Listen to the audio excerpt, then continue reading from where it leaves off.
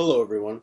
So, there's a lot of stories pertaining to foreign policy that I want to talk about, but before we get to that, I just want to cover that there was another school shooting, in Santa Fe, Texas. 10, I believe, have been reported dead. The shooter was a student there, and it appears that he was kind of like an alt-right type person, probably had white supremacist leanings. He got the guns, I guess, apparently from his dad in his home. So the dialogue that I see online a lot with this, it basically comes down to like, whether whether gun control reform would have prevented this, and I feel like it misses the point, and we have to kind of point that out that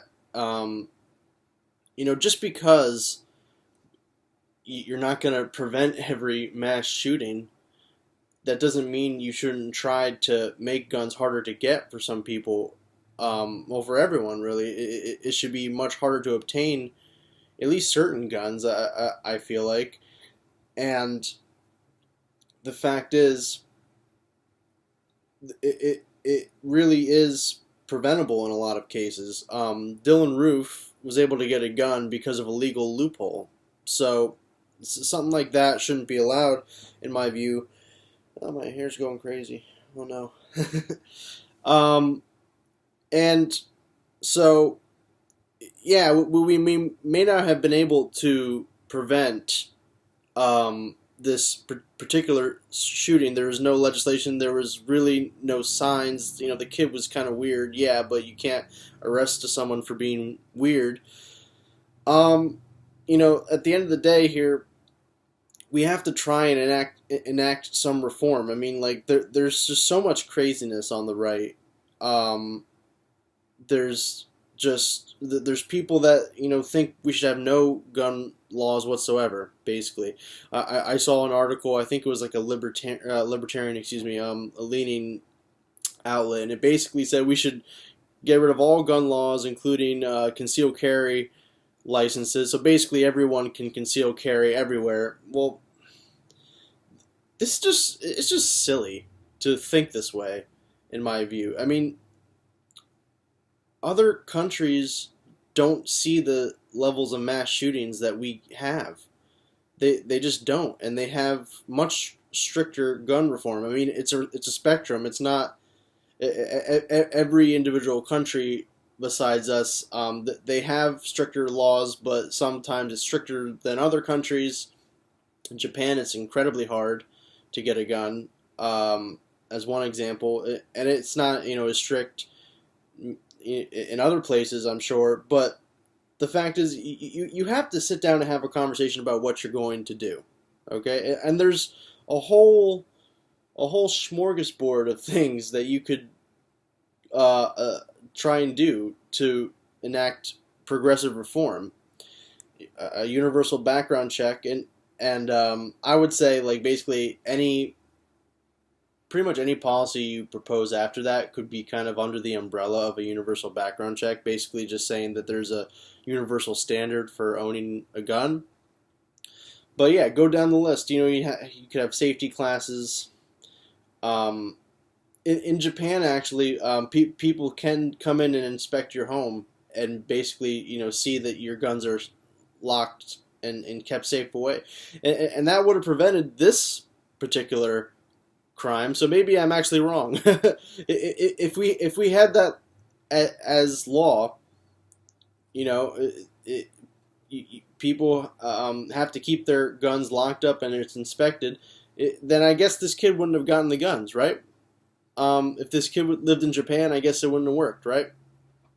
So, I mean, this idea that gun legislation is not going to do anything is just not true. Of course, you can pick one, or maybe two, whatever. You can pick any number of examples where maybe it wouldn't work. But if you save one life from gun reform, that's worth it. Hands down. So, and I didn't want to talk about this particular thing here. This young conservative named Caitlin Bennett, who um, graduated from Kent State University and then posed outside the college with an AR-10, and obviously Kent State is where there were protests during the Vietnam War, and the National Guard killed. Um, I don't know if it was more than one person. I want to say it was four people, but I don't know. But there's that famous photo of someone dead on the ground and someone screaming for help or whatever. So this is like a very kind of recognizable moment in history, and she's posing outside that college with a freaking a gun that looks like a machine gun. It's a semi-auto. She was on Fox News. I watched her full interview, and she says she wishes it was fully auto. So I didn't want to talk about this girl because she's so silly. She's just trying to get attention for herself, and I'm really just giving her more of that attention. But I wanted to talk about her because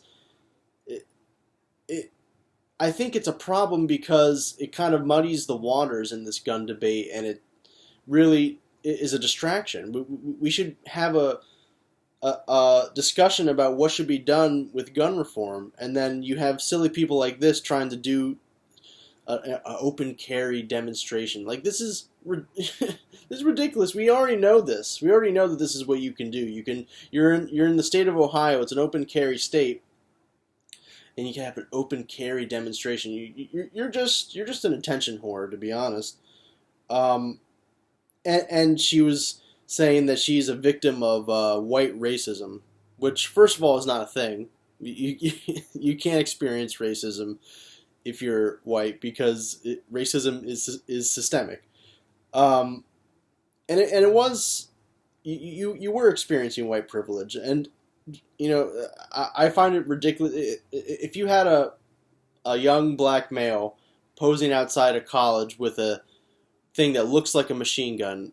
If you say the cops wouldn't be called within 5 minutes, I'm calling bullshit. Like, you really think that? Like use your common sense. This is the elephant in the room that I feel like people don't address. It's that white people, they do get away with certain things that people of color just wouldn't get away with. And you know how else I know this? Tamir Rice, who was a 12-year-old boy with a toy gun, got shot on his own lawn by a cop. It was a toy gun. It wasn't even a real gun, on his own property. And he was a kid and he was black.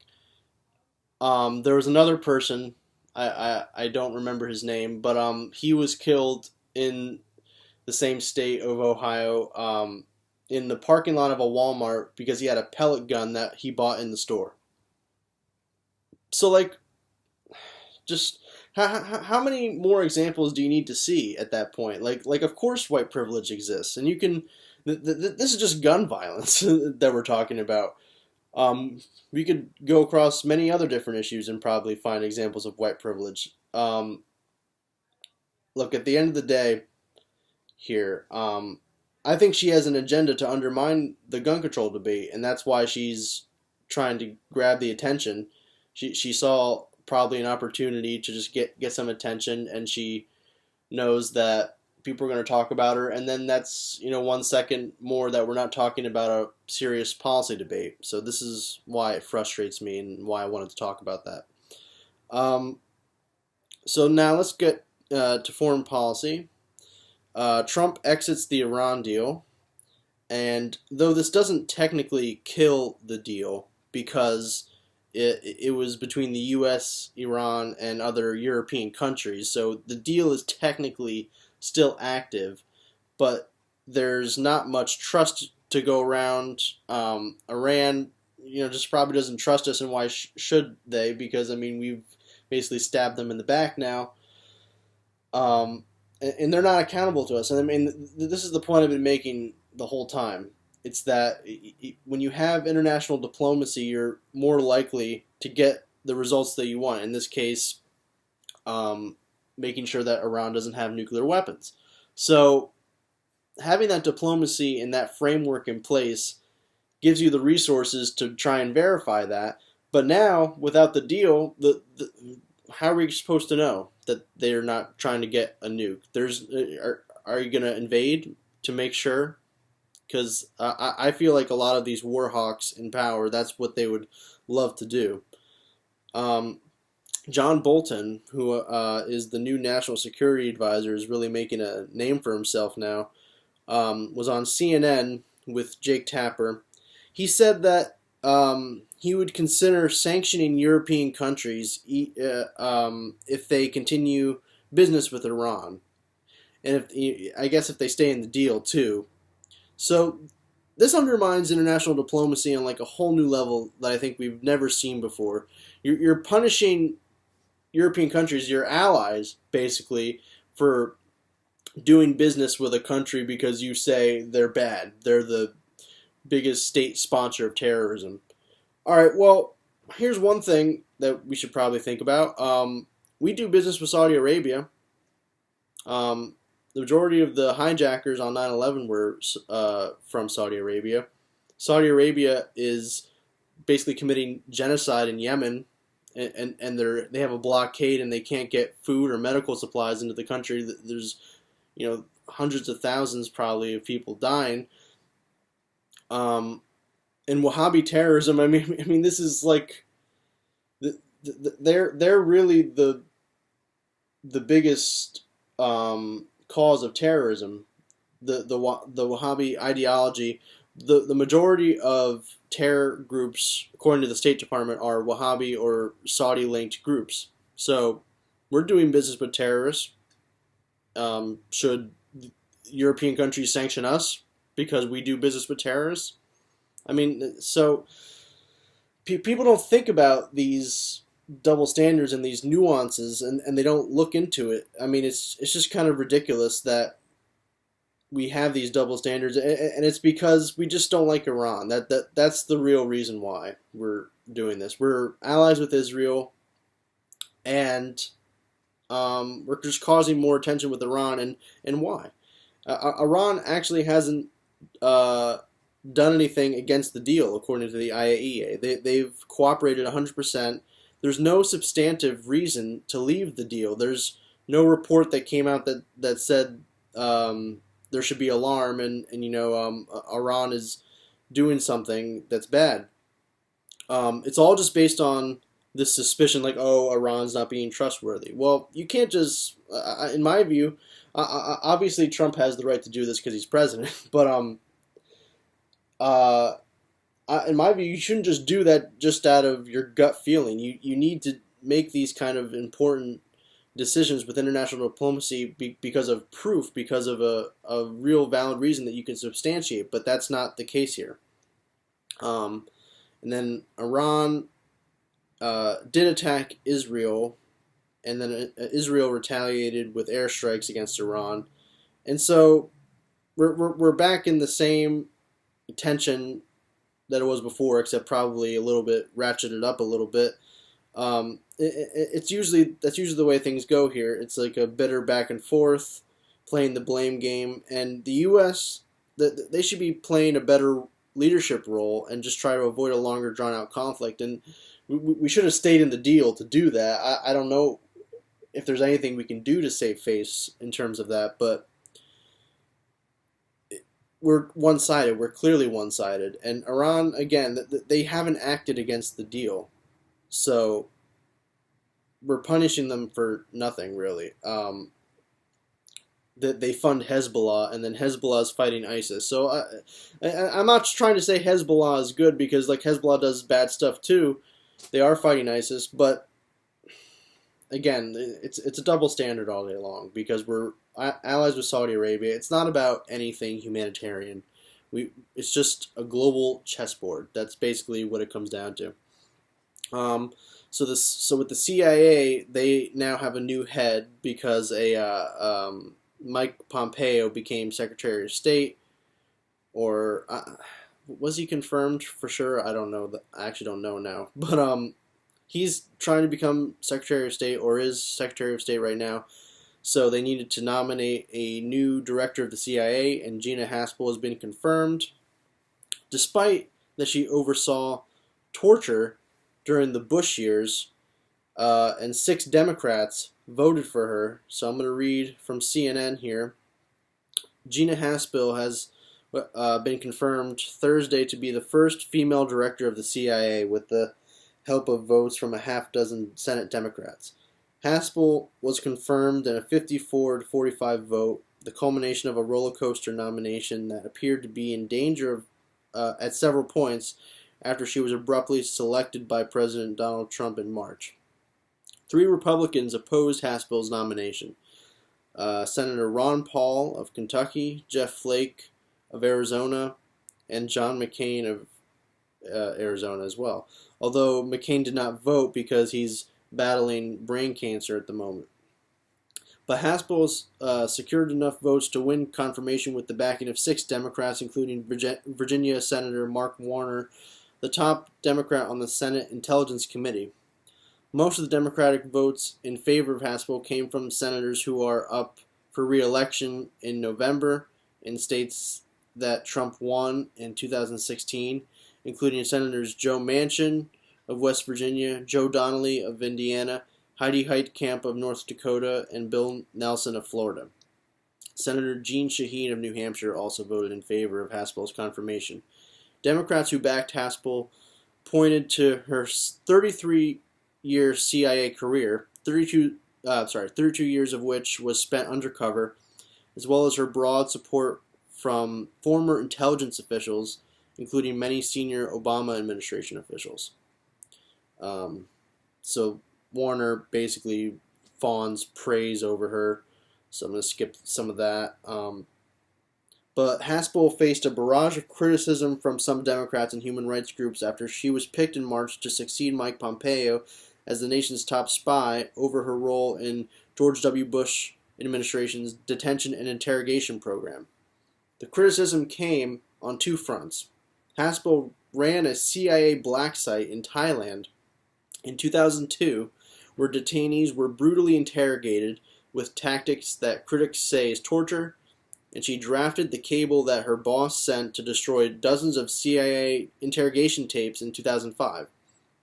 What I can say is her classified comments about her background have been as troubling as her public testimony, Democratic Senator Ron Wyden of Oregon, a member of the Senate Intelligence Committee, said on the Senate floor Thursday.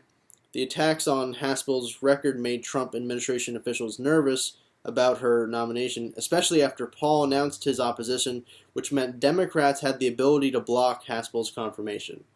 So really think about that for a second. The Democrats could have voted, but they weren't lockstep in this occasion. 6 Democrats voted for her, and that's all it took. So, completely ridiculous. The Democrats are they're just flailing in the wind. They have no idea what they are as a party. And again with the torture issue, and I don't want to just say it's her, because obviously this is a systemic problem that has really been a problem for probably longer, but at least since the Iraq War, you could say. We tortured innocent people. It actually wouldn't even matter if they were innocent or not, because torture is unconstitutional. The Eighth Amendment is clear that there should be no cruel and unusual punishment, and torture obviously should fall under that category. If it's waterboarding, I mean, we went after the Japanese when they did waterboarding during World War II, and now we're going to get away with it because we're the U.S. and we're great. They did horrible things.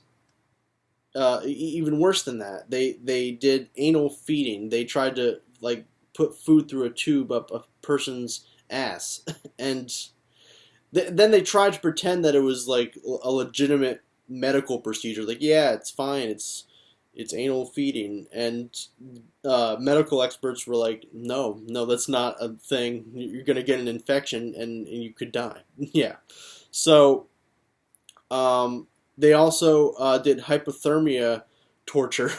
I don't even. They put someone in a room with freezing temperatures apparently, and they got hypothermia and they died. And it turned out that person was innocent. Um, so it's completely ridiculous what people get away with when they're in positions of power. I mean, this person should be in jail. They're a war criminal, except now they're the head of the CIA. So how that ends up happening in this country, it's a real travesty.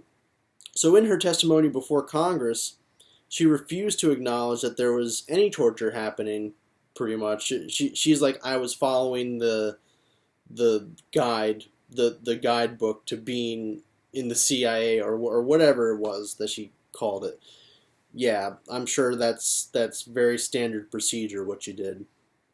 This is someone who doesn't comprehend the amount of wrong that our country has committed by starting the Iraq war in the first place. But yeah, we tortured innocent people. We killed hundreds of thousands of civilians in Iraq. And it's also worth noting, too, that when Congress looked into the issue of torture, they had committees over this to try and have basically a meta-analysis of what occurred. The CIA was spying on the Senate. So I'm sure they act completely ethical.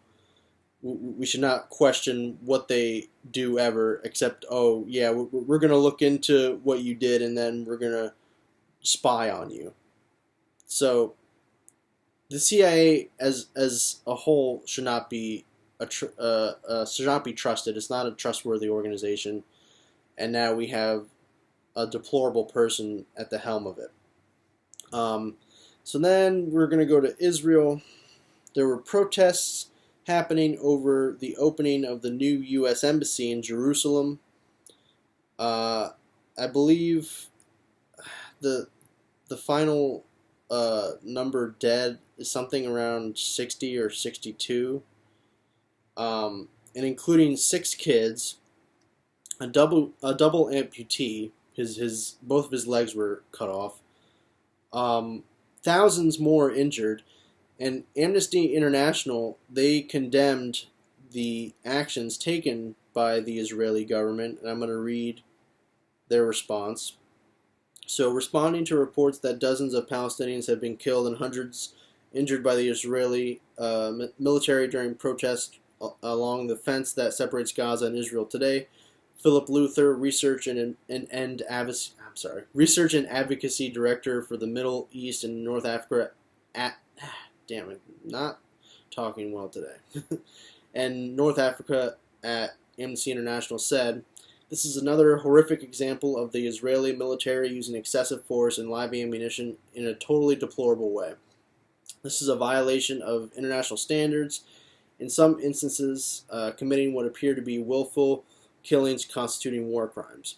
Today's footage from Gaza is extremely troubling, and as violence continues to spiral out of control, the Israeli authorities must immediately rein in the military to prevent the further loss of life and serious injuries. Only last month, Amnesty International called on the international community to stop the delivery of arms and military equipment to Israel. The rising toll of deaths and injuries today only serves to highlight the urgent need for an arms embargo. While some protesters may have engaged in some form of violence, this still does not justify the use of live ammunition. Under international law, firearms can only be used to protect against an imminent threat of death or serious injury. Early medical reports from Gaza today indicate that dozens of people have been shot in the head or the chest and from the back. Amnesty International last month documented research from the Gaza Strip showing that Israeli military were killing and maiming demonstrators who posed no imminent threat to them. And what are these people doing that is so violent in the Israeli army's view? Well, they're protesting along a border fence, and there's a sizable distance between the army and the protesters. There's obviously a border fence there, and what are these protesters that are so violent? What are they doing? well, they're lighting kites on fire and flying them, trying to get them, I guess, over the other side. They're throwing Molotov cocktails at the border fence, probably trying to get them over too. Throwing rocks, probably at people, probably at the Israeli army. Um, and I, it's like obvious. It's so obvious that I shouldn't have to say it, but I don't condone violence. I'm a non-violent person, and I'm a peaceful person. So, but at the same time, you have to show a little bit of restraint, and basically, the fact that you're throwing a Molotov cocktail at a border fence doesn't give you the right to snipe someone from a couple 100 feet, which is what was going on. I mean, like the Israeli army was not under imminent threat. They just weren't. And to think that like 6 kids, including like a 8-month-old baby, was a threat to you, and you put them in harm's way, for what? I mean, this is beyond absurd that we should have to say that it was an overstep by the Israeli army, that we have to have this discussion. They had drones, and they're dropping, tear gas on these people. And like I said, they're sniping them from afar. And there's video of this. There's video of people praying in the middle of the desert, and they get sniped out of nowhere. Another person was just standing there and not doing anything, literally doing nothing, and they were shot. So how much more justification do you need to know that it was an overstep? It was obviously not. It was not in accordance with international law. Of course not. So. And it was over the opening of the new U.S. Embassy in Jerusalem, which is controversial because of the fact that Trump announced it in a way it's like this is the undivided capital of Israel, which is obviously, kind of a big FU to the Palestinians, because in any kind of two-state deal, Jerusalem would be split in half. I mean, it's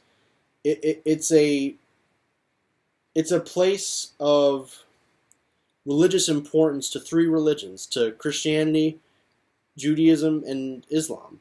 So it even goes beyond politics in that way. So obviously it would have to be split up in a 2-state deal, and the idea of a 2-state deal now is like so totally beyond like even happening. I mean, at least right now. But it's ridiculous that it should be that way, and it's Netanyahu's fault too for that.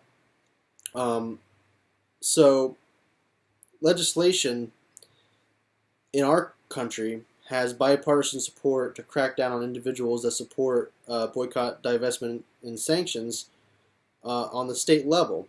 So BDS, it's trying to do the same method to fight against apartheid South Africa. It was the same method that was used then to try and force them to the table.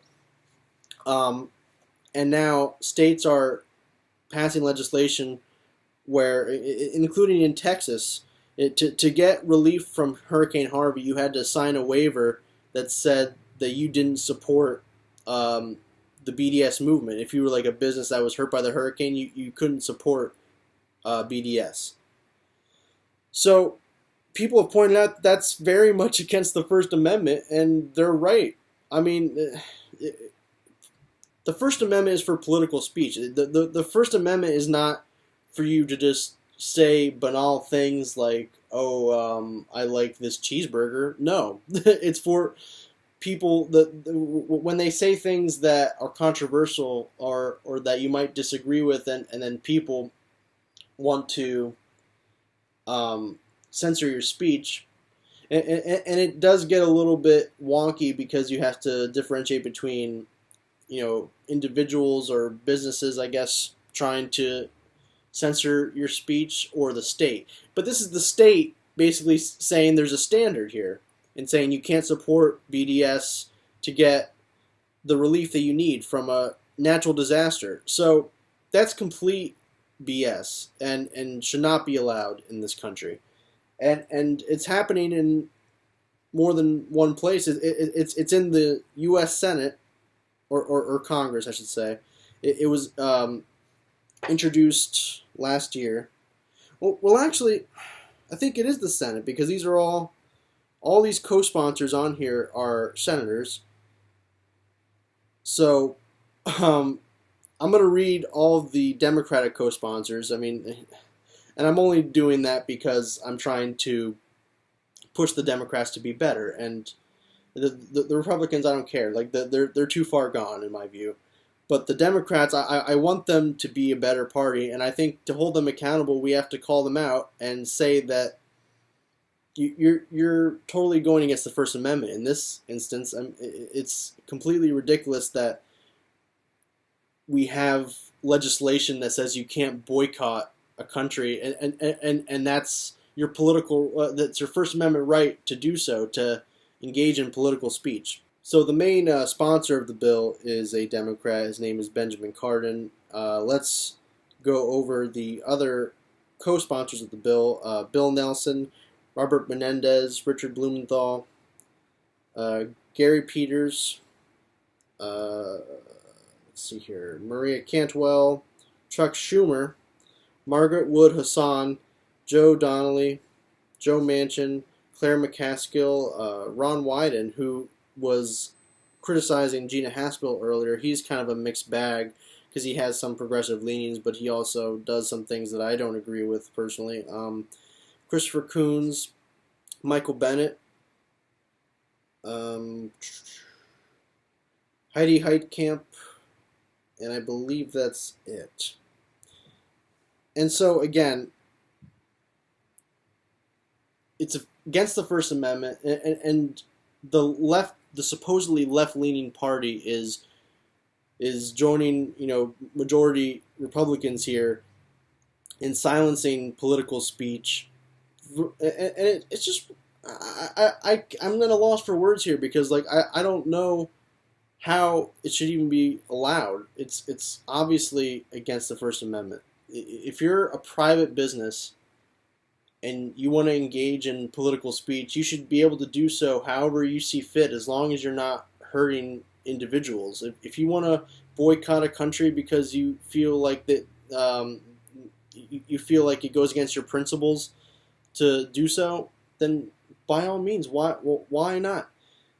It's really kind of a democracy of ideas that way, and I just think it's ridiculous, and it's shocking. It's shocking to see that this is how far things have gone, where this, there's like no way to criticize Israel and you're like not anti-Semitic. It's like just completely going crazy with this. Netanyahu, he's shown repeated times that he is not interested in peace. After decades of tension, Palestine tried to propose a peace deal through Jordan, and Netanyahu dismissed it offhand as anti-Semitic. So this is why he's at fault too, because he's just dismissive and stonewalls every attempt by the Palestinian government, or the Palestinian Authority, I guess, or Hamas, which Hamas is not good. But he's dismissive offhand of the idea of peace. And he's obviously in a more positioned, he's much more in a better position to get peace. His government is obviously much more powerful than anything that would be the equivalent in Palestine. So just he's blatantly breaking international law by building settlements, and the UN Security Council, they condemned the settlements as illegal, And they did so without actually proposing any punishments be taken. It's basically just them saying this is against international law. We think you should stop, and he just continues to do so. And there's this idea that like the UN is like anti-Israel, but it's just it's no talk.